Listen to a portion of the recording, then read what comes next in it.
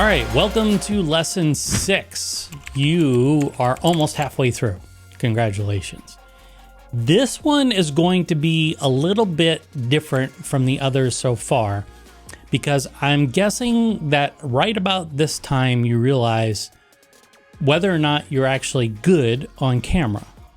Are you ready to get up in front of people, look a device in its lens, and pretend that you're talking to somebody? Also, how do you have a cohesive string of thoughts that come out of your mouth and you are effective in engaging your audience? Some of those things come naturally, some of them require practice, but regardless, you need to be prepared, at least starting out. You know, the whole saying, learn to walk before you can run, crawl before you walk, right? Well, we're kind of in the crawling stages right now. So if you're stuttering or you've got some filler words like ums and ahs and things like that, that's okay.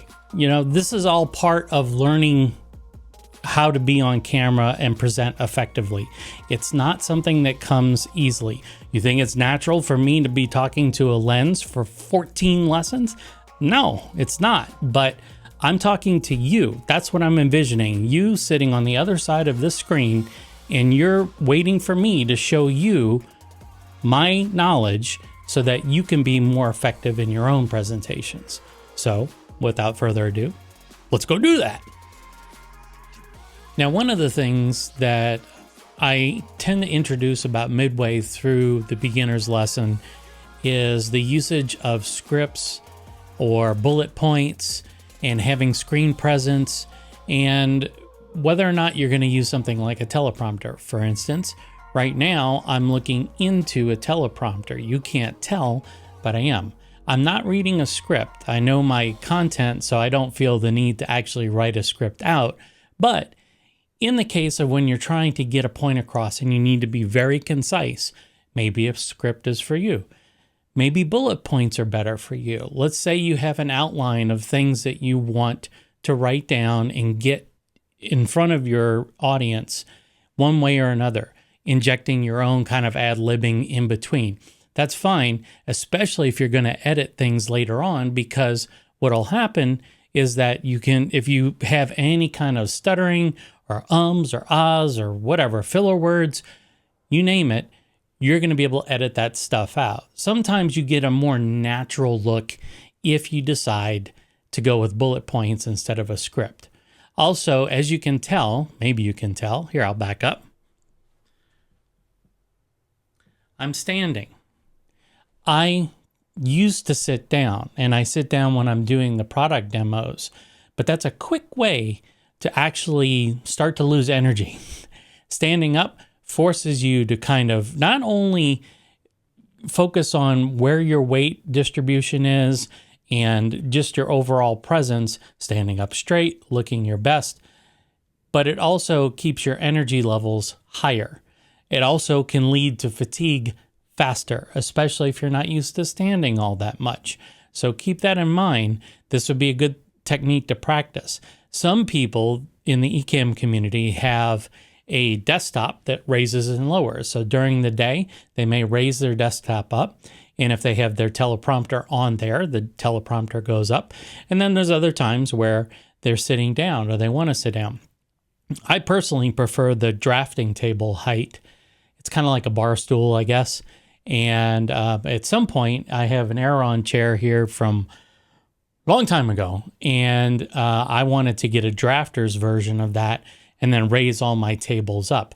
I'm not really sure why, because, you know, as you can see, I've got a bar stool back there, but I'm not a big fan of having a bar stool as my furniture in most of my presentations. It just doesn't exude professionalism unless you're giving the presence or you're giving the impression that you're at a bar or you're kind of casual that way. Maybe you have a podcast where you're tasting cocktails or mocktails or whatever. Bar stools might work. Aeron chairs are great, but any kind of chair that swivels, pivots, reclines, goes forward, can wheel around, Got to be really careful with those because you tend to want to do this and shift your body weight, not really much further from your butt, but you're kind of doing this and it's distracting to your audience. So standing up kind of and firmly planting your feet straight down underneath your shoulders keeps you in a position where your upper body's doing most of the work. And that's what you want people to see anyway. You know, you can't tell, am I wearing pants or not right now? I'll leave that for you to decide. But at the same time, I don't have any need for you to see below this level right here. If I wanted to, I could step back, but I don't want to do that. I like being this close to the camera. I'm at my rule of thirds. As a matter of fact, if I was I'm looking at the preview right now off screen.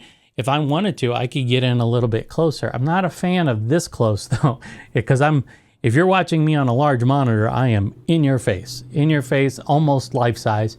So I'm going to take a couple of steps back here, and this is the way I'm going to do my presentations. Screen presence is everything. It builds trust, it builds confidence in you, and then you're able to communicate your points more effectively. So the choice of scripts versus bullet points is entirely yours. I would start with a script, get familiar with the types of content that you want to get across through that script, and then from that script, extract your bullet points. You would think, well, normally you do an outline first and then you add your script in after that. I want you to think about it in the opposite direction. Write your script out as if you're talking naturally. Heck, I mean, you got a Macintosh, it takes dictation, just talk naturally. And then from that, you can pull key points out of that and make it bullet points. You already know the filler material in between, and I'm not meaning bad filler. I'm talking about the stuff that makes the presentation authentic, the things that make it delivered by you and only you can do it this way. So that's what I would encourage you to do. So scripts are a great way to start, and bullet points are going to be the way that if you really want to keep on point, on message, you want to make sure that you have bullet points. And you know what? All you have to do if you're using a teleprompter is take some sticky notes and stick them around the teleprompter. Make sure that they're not inside the camera view, like all around here. Just make sure they're not there. They can't be visible by the camera, but then at least you know what your presentation is all about, and you just get through it one by one. Matter of fact, I was just down in Louisiana visiting turns out to be a cousin. I guess we're all kind of cousins somehow in Cajun country. Maybe the rumors are true about people in the South. I have no idea. I know I don't have any birth defects. So I talked with him about a live show that he does. He does a cooking show. He will step people through in about an hour's time, start to finish, creating a gumbo, creating jambalaya, those types of things. And I'm like, how does he get through this and interject throughout the presentation his knowledge on the subject? Where did this dish originate from? Who were the people that were responsible for bringing it over? If it's not native to Louisiana, where did it come from? Turns out when I went to his location, he just has sticky notes or taped up note pieces of paper all around the monitor. I never saw that, but he gets through each and every bullet point. And people just think he's talking off the cuff and he's really knowledgeable. Of course, he is knowledgeable, but at the same time, he's also making sure that he doesn't miss any key points that he wants to convey to his audience. So think about that. So what I'm going to do is I'm going to take you back down to the computer now, and we're going to step through a couple of teleprompter options. And the reason why I recommend teleprompters is two things. First of all, if you are using a script or bullet points, you can have them closer to the lens of the camera. For instance, there is text that is superimposed over my camera lens right now. You can't see that, but I can. And if I'm running through bullet points, I can just have them right here. I can scroll through. I just wrote it in Notepad on the Mac, and I can just scroll through using my mouse or something else during the presentation and make sure I'm hitting all those bullet points. There are way more efficient ways to do it, but frankly, the sticky note idea works great. It works great for most people. So let's head down to the computer. We're going to talk about teleprompters, how they work, and then how you can utilize those if you're interested in enhancing your presentations in Ecamm. All right, back down, seated now, and let's get into some of the options for what kind of things you can get for a teleprompter. Now, there's an assumption being made here that you're using a camera that is compatible with a teleprompter. Fortunately, even if you're using your iPhone, the iPhone can work with a teleprompter. As a matter of fact, there's a lot of them now that are designed to work with mobile devices. So the way a teleprompter works, let me pull up a graphic here. We're going to go over to the computer, and we're going to hide Ecamm for the moment. And then I'm going to go over to Safari, and I use a product from a company called Newer. You can see it's Newer. Don't ask, I don't know. So if you go to categories here, you can see teleprompters. I have the X12, and the way, maybe they don't have the X12 anymore. Let's see. Let's type in X12. See what we get. So this is the one that I use currently for doing my presentations. And I do it for a couple of reasons. First of all, you can see it came with a lot of little accessories to begin with. It comes with a Bluetooth remote. I chuck that. I don't use that stuff. There's lots of other ways to advance or rewind your script if you're using a script, so I don't even bother with that. It comes with a cool carrying case. I have never used the carrying case for anything because I don't travel with this thing. But if you look very carefully here, you can see there is a tablet in the base here. It's holding a tablet, and that tablet's image is then sent up to this piece of glass here, which then mirrors it, and then that's what you're reading. So the tablet itself, I'm using an iPad, an old iPad that I think is not going to go past iOS 16. So at some point I'll probably upgrade. I'm also using one that's it's a smaller display. It's not a mini, but it's maybe the next one up, like a 9.7 inch. And my eyes are not what they used to be, so I have to squint sometimes, and that's not a good look either. So I would probably go with like a 10 inch, or if I find a cheap iPad Pro on the market, I'd probably use that. Now, why would I use that versus a dedicated monitor? Because you can put a dedicated monitor down here.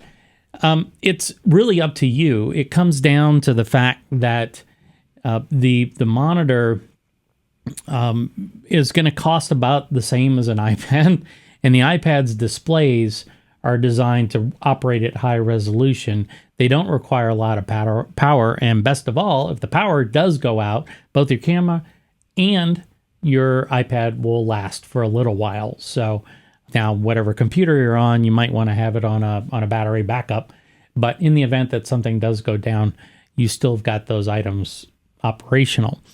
So I'm using an iPad. You can look into this. I would just recommend that.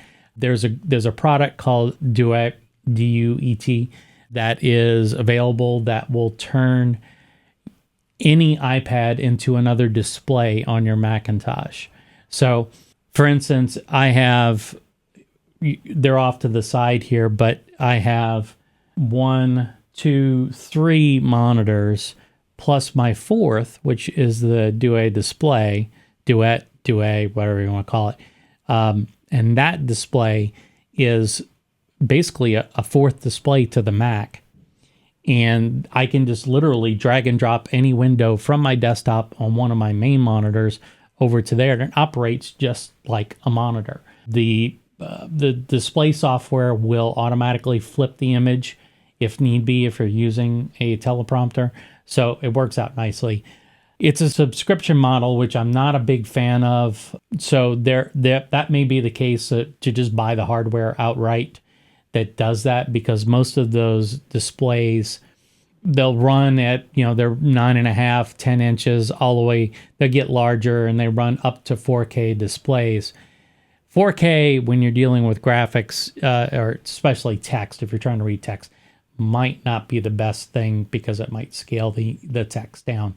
So most of those monitors, though, do have the ability to mirror and flip the display. So depending upon what you're using it for. But you have to have an available port on your Macintosh to be able to go to that display. So that means something like HDMI out. And most Macs are capped at a certain amount of HDMI out. My Mac Mini, I'm actually kind of breaking the rules a little bit, in terms of I have 2 Thunderbolt powered displays and then I've got 1 HDMI display, but the display itself was an old DisplayLink connector. And so in any case, it all works. It's not the optimal setup, but it all works. And the iPad just doesn't bother any of these other monitors. It just shows up at the display. The Mac doesn't complain about it. I wouldn't say it's the greatest software out there. I've had lots of problems with it, especially when the Mac goes to sleep. You basically have to restart the program. And support has been okay, but not really useful in nailing down these problems. So I'm hesitant to recommend that display. There's another one called YAM Display, yet another monitor, and you can look into that. If you just do Mac display on iPad, something like that, you'll find there's all kinds of little programs out there that do that. I would try and opt for one that's like a buy once and then you're done, not the subscription model, because whatever it is, $6-10 a month, that adds up just to run a teleprompter that I might use a couple of times a month, maybe. At the beginning, I used it a lot, and you might too, especially if you're running a script. And truth be told, when I'm doing the Basecamp updates on our YouTube channel, and eventually it'll be on this platform as well, anytime there's news related to Ecamm, I do run a script. The reason why I do that is that I tend to yammer on, and in the context of trying to get the news done in 60 seconds or less so it can show up as a YouTube short and show up in Instagram. Instagram's capped at 90 seconds. I need to keep it right around 58 seconds, which means that every sentence counts, and the speed at which I'm able to recite that script also counts. So I tend to write scripts for that, and I will read those scripts.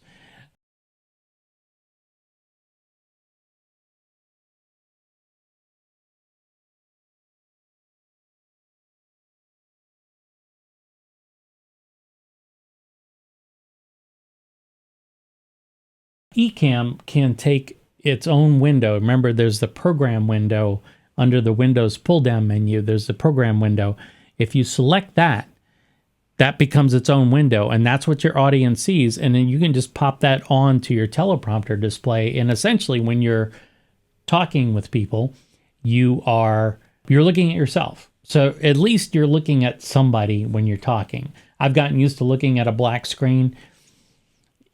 Sometimes you get creative. You can come up with something funny just to make sure, if it's a serious topic, keep it serious. If it's a lighthearted topic, make sure that you don't get too serious by maybe putting some funny things on the display. I don't know. I mean, it really just comes down to your personal preference, but this is one way to do it. Now you can see with the X12, they make this one is one in stock. Okay, well they must be getting rid of it. But let's see if I've got any details on this that I can pull up.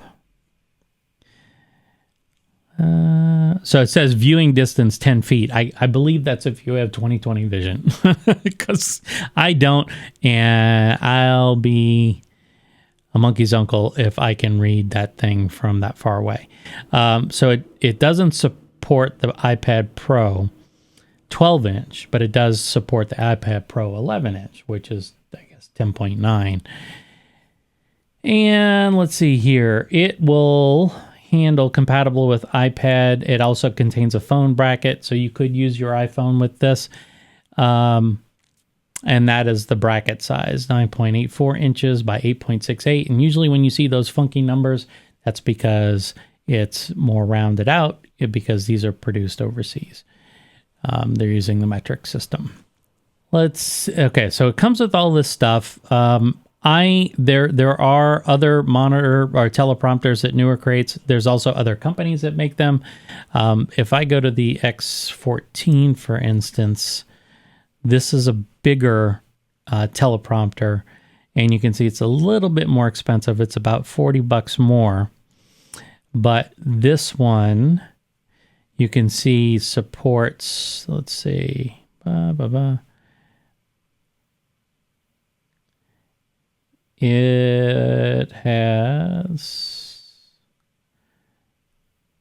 does support the iPad 12.9 inch. So if you wanted a super big display, you could do that with this one. So this is Newer. Newer's, I guess you would call them a overseas budget camera accessory manufacturer. There's another company called Ulanzi, Ulanzi, that I've bought stuff from. A matter of fact, I'm talking on my Osmo Pocket 3 right here to you right now, and it's sitting on a Ulanzi mount. So there's lots of camera companies, and the big online stores like Amazon have lots of this stuff. So again, where I can provide links, I will, and you guys can go check it out whenever you have time. You don't need a teleprompter right away, but it's certainly, if you're getting started and you find when you start looking into the camera, you freeze. Sometimes it's better to have something up on the screen to look at and not yourself, and looking at the lens. Like I'm looking right here, I'm looking at the lens.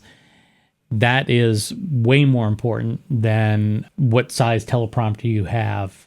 And if you can get used to looking into a piece of glass, then you'll be fine. You'll be totally fine. You don't need a teleprompter. But there is another company that just released a product, and I mentioned them before with their lights, Elgato. And if I go to their website, and keep in mind, when I go to these websites and I recommend these products or talk about these products, they are not necessarily endorsements. I'm not getting paid by these guys. This entire studio I built with my own money, and none of this is meant to generate sales for any of the companies that I'm talking about. And in the case where an affiliate link, meaning a link that you click and then I get a commission if you are purchasing that product, I clearly state all of that stuff. I mean, obviously, if I've done the research and it doesn't cost you any more for me to get a little kickback because you bought that product, I'm sure that that's okay with you, because it doesn't, like I said, it doesn't cost any more for you. So let's go in Elgato's website here, and we will go to their camera section, and then there's prompter here. This is an interesting product. It was released not too long ago, late 2023. This particular model has a built-in display, and that means that you don't need to buy another monitor. It also means that you use the monitor that they provide, which I believe is the same size as my iPad. I believe it's like 9 inches, or might even be a little bit smaller. But you can see here, one of the things that it has, it's got a way to view your scripts, be able to view comments if people are putting in comments during your presentation. You can use it as a confidence monitor. And you can see the display all down here is just being reflected right up into the teleprompter window. And it's compatible with mirrorless cameras. It's compatible with web cameras. It's compatible with your iPhone. Works with everything. And for $280, you really can't beat it, because if I were to buy, if you saw the price of the X12 was almost $200 by itself. Now, even if I were to get a used iPad, I'm probably looking at no less than $150. And if I'm getting an iPad Pro, I've looked at those all the time, and an old one is $300 to $350, $400. So I'm well beyond what I would pay if I had this. The other thing is, you don't need to worry about your max limitations as far as having an extra display, because that's all handled by Elgato software. Also, because the display is integrated fully with their software, the scripts, everything else, it all just kind of works together, and it's less headache for you. So again, I've actually never used this. You can go online, type in Elgato prompter, and you can see all the reviews out there. Most of them are pretty glowing and pretty enlightening in terms of the capabilities and the few limitations in the first iteration of this product. For me, like I said, the biggest thing is the size of the screen, and I think it might be down at the bottom here. See, here's your script. You can write the script, and then you can have the script advance automatically. So that's what it looks like. And they don't have the specs here. Doesn't really say chat mode, camera mode. I'm sure they talk about this stuff somewhere on the website, but it's probably slightly bigger than an iPad mini. Everybody in the Ecamm community that has bought one has been talking about how it's been very useful for them, and especially for the people who have never used a teleprompter before. And teleprompters don't need to be expensive. They don't need to be these huge screens. You're not talking about doing like a newsroom studio or anything like that. Teleprompters are essentially designed to give you an opportunity to look at your audience in the face, so to speak, and have essentially that eye contact that builds trust. And also, if you have your script up, it makes it a lot easier to communicate your points if you've got your script or your bullet points. So that is the prompter. Now, the other thing that you're going to need if you don't go with the Elgato prompter is prompter software. There's a product that I've been using for quite some time that is called teleprompter. Well, here's a script. This is the teleprompter software. So I just loaded it. I believe the desktop version is now free. And if we go to teleprompter help, it might take me, Joe Allen Pro. That's where we're, okay, let me see if there's a teleprompter premium. Okay, so teleprompter premium is the website you want to go to, of course. So the software I want to talk about, the one that I use when I'm using a teleprompter, is this Teleprompter Pro. I've heard other people use another product called Prompt Smart Pro. The tongue twisting alone is enough for me to say no thank you. But if you go to the pricing part here, this is the part that I like. It says, and that is no joke, it is free. So you can have all the features of a teleprompter software. This used to be a paid model. They've made it free, because if you go to the subscription model, that's when they start unlocking things like updates. And if you do the lifetime purchase, which is really not that much money, $160, then you've got all the pro features, and you've got web-based teleprompter editing and control, which is really cool. So you could be on a web browser somewhere in a studio, either make changes, or you could be running the teleprompter independent of the presenter and be able to have that going. So go to the Mac App Store, download it. I can show you what it looks like here. I've got it on my Mac. And here's a script that I wrote. And you can see here, blah, blah, blah, blah, blah, blah. I'm talking. And you can see it's got some interesting controls. Like for here, turtle means go slow. Rabbit, obviously fast. That should be obvious. And then, go to the top, advance to the end, or go to home. You can also, if you want to, you can do things like you can show your clocks, and the clocks will show you the current time, and then it'll say time elapsed here, right? And then the time to record says 2 minutes and 32 seconds. So as I make changes to that script, I can see it at a certain pace. Live updates, well, I'm not going to use that right now. You can explore this. This is not a teleprompter course. But there is something here that's kind of cool, the remote control. So you can actually control this from another computer, which is cool. You don't have to have the web-based version to do that. And I think, let's see, there was one feature, window settings here. Transparent window.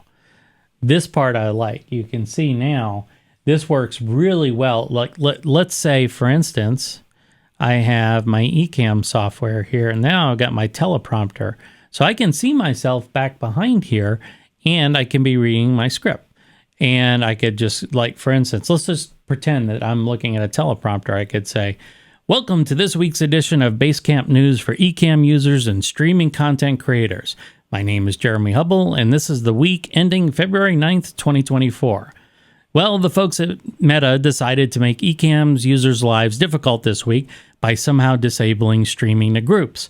Although API changes were not supposed to take effect until April, apparently someone at Zuck and Company has an itchy trigger finger. Right? So that's how I would read those scripts, and that would be running on my actual teleprompter at the same time. So that's how you get things going. I can see myself behind the script, which is cool. So if there's something going on around me, I'm not just staring at a black screen with the script. And it also allows me to read the script, and it's legible enough to where I won't really make any mistakes. Although I did stutter a couple of times there. It's been a while since I read this one. This is back in February. So that's teleprompter. Now, there are a number of things that you could be doing to enhance your presentation skills. Taking presentation skills courses helps a ton, but you don't necessarily need to do that. I haven't taken a presentation skills course in 25 years. And although my skills can be improved, I feel pretty good about the way that they are right now. Certainly, if you're comfortable with the content that you're presenting, it comes off as so genuine. And people, frankly, they have a BS meter. And if they feel like you're not completely upfront with them, or you're trying to kind of half-ass your way through a presentation, they're going to know, especially if they're looking at your face. So keep that in mind. It really comes down from what's going in here and what's coming out through your mouth. That's the part that people pay attention to.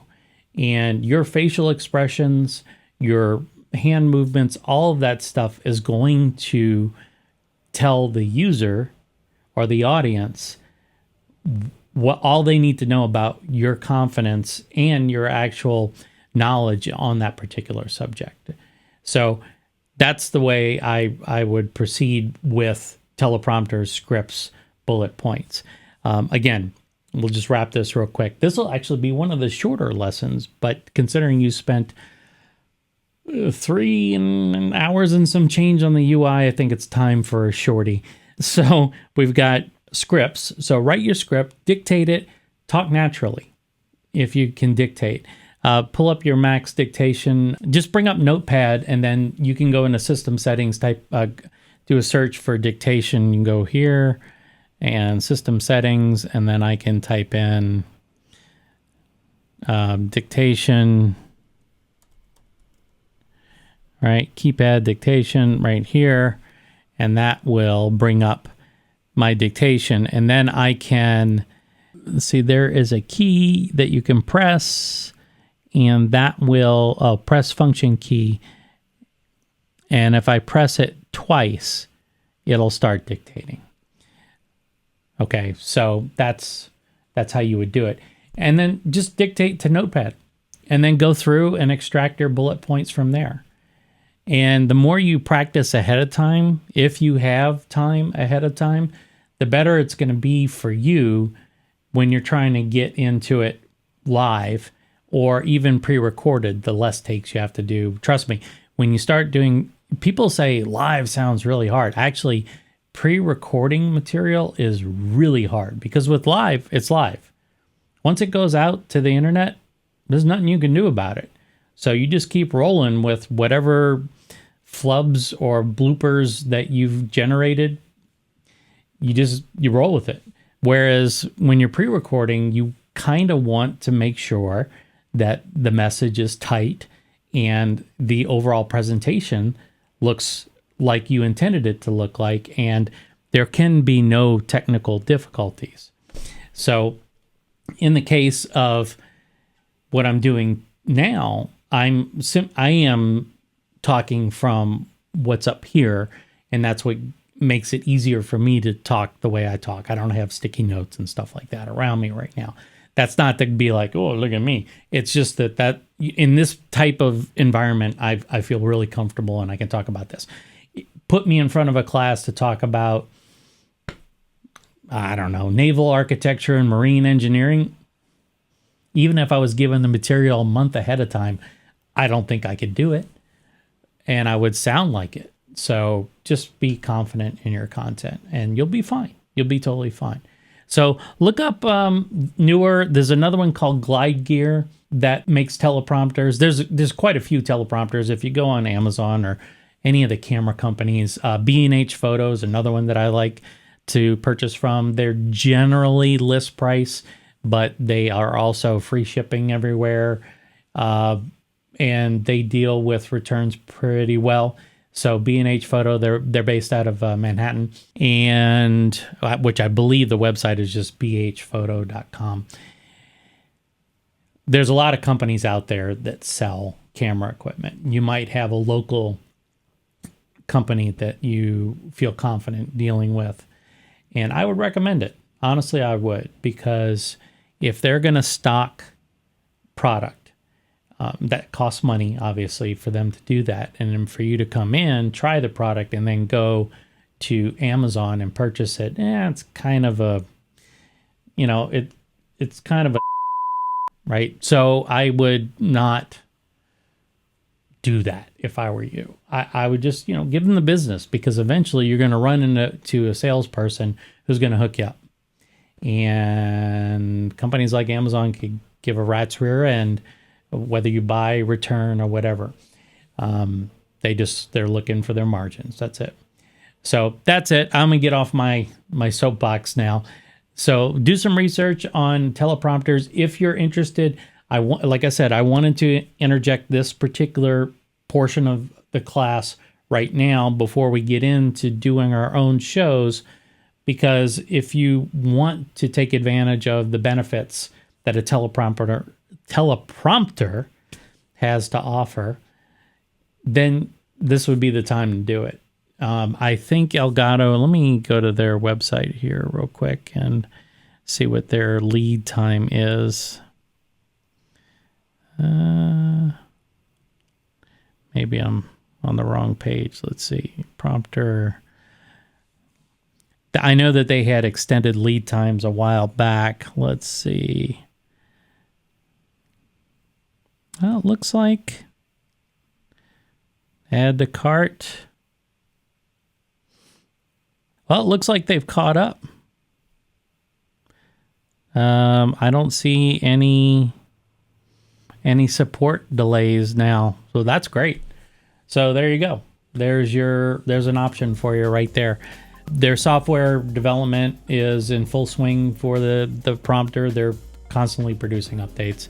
Again, this is not an endorsement. This is just what I've heard from other people who use Ecamm, and I want to steer you guys in the right direction. I personally have no problem using the teleprompter from Newer and my iPad. And oh, by the way, we'll get into the camera section later on, very end of the class, outside of using your iPhone. But you could use your iPhone in the teleprompter, or you could use more advanced or higher end cameras. So we'll get to that discussion about where to go from here, probably the very last lesson, lesson 14. All right, until then, until the next lesson, which I believe is going to be, oh yeah, we're going to start sharing app displays. So see, I just looked off at my bullet points, but you could tell I did that because it's way up here in my teleprompter and I'm sitting down now. So my mistake. But we're going to talk about sharing an app's display. We're going to talk about websites, videos in more depth than we did at the very beginning of the series, because inevitably you're going to want to do things like share your PowerPoint or Keynote presentations and what happens when things don't look the way they're supposed to. So we're going to go through all that. And don't delete the current scenes that you created in the last section, because we're going to use that. We're going to add another scene. We're going to call it screen sharing for the next lesson, and then we'll just keep adding to this profile. So don't delete that just yet. All right, we'll see you in what will be lesson 7. You will be halfway through in the next lesson. And the next one's pretty fun too, because you get to play with other apps and see how Ecamm behaves with those. So until then, take care. If you need to go back, go back. If you need to ask me any questions, just drop them online and I will be more than happy to answer them. Any kind of hardware issues or questions you may be having. Okay, guys, take care. Bye.